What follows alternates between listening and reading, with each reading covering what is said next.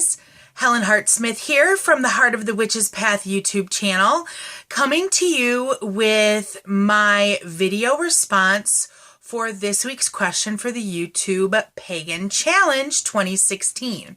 So we're in week 12 right now, and week 12's question is, what does this time of the year mean to you? And it just so happens that I am recording this video on the day after Ostara, the day after the spring equinox. And so I'm assuming that, we're focusing in on the Sabbath of Ostara, if you celebrate that, which I do with my coven. Like I said, we just had our ritual yesterday at the coven stead, and it was the one Sabbath that I was responsible for this year. So that was kind of cool. I'd never prepared for that Sabbath before. So when thinking about what this time of the year means to me, spring has always been a highly anticipated time of year for me. I live in Michigan. I think if you've watched any video in recent months, you'll know that I live in Michigan. I live in a state that has all four seasons. And so we had, especially in the last probably 4 to 6 weeks, we got pelted pretty heavily with what exactly it means to live in a wintry filled state. So for me, March has always been the finishing line for winter. You made it through, spring is here, so, the warmth is returning, things of that nature. So as far as like weather-wise, I feel invigorated when spring comes. I remember as a kid walking and spring breezes.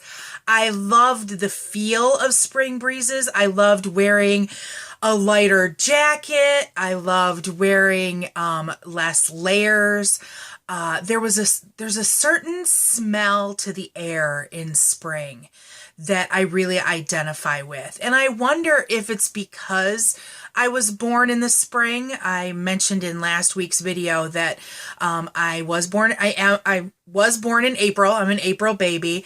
So spring has been a favorite time of I wouldn't say favorite because I'm definitely an autumn person, but I would say that spring is my next favorite season. So that's what spring means for me. As far as my practice goes, and specifically what does Ostara mean to me, it's the time when the goddess returns to her maiden aspect, and so she is young and she is beautiful, and she frolics about with the god as he reaches, that young adulthood leading into Beltane, which will be our next Sabbath. They're both growing in power because the sun is growing in power as it moves towards midsummer, towards Litha. So Ostara means fertility, the greenness coming back to the earth, early flowers like tulips and daffodils and hyacinths. Those are favorites of mine. I love seeing the daffodils poking out, and luckily the house that I live in with my roommate,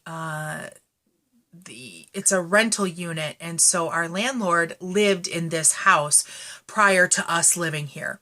And she was an avid gardener, and so she had daffodils and tulips that were growing in flower beds on the sides of the house that continued to bloom every year. And so that's just a reminder to me. It's like a touch of the goddess. It's like her showing herself to us and saying, okay, we're not ready to necessarily reap vegetables from the garden or anything like that, but my touch is still here. I haven't gone anywhere. We've had our respite of winter where we, rested and did things like that. And now it's time to reemerge and get out into the world again and to celebrate that. So that's pretty much what the season means to me. It's a favorite time of year. Not my ultimate favorite, which is, of course, the fall, but definitely a close second. So I hope you enjoyed this response. And like every week, I look forward to the responses that are coming out of everyone else. So keep up the good work. We're on week 12. We're progressing nicely. If you've gotten behind, don't get discouraged. Do a video that catches you up if you want, and do a couple of weeks together. That's what I did when I started out because I was late starting this challenge. So if you miss a week, don't get discouraged and keep plugging away. So I will see you next week with the week 13 question response. And until then, blessed be.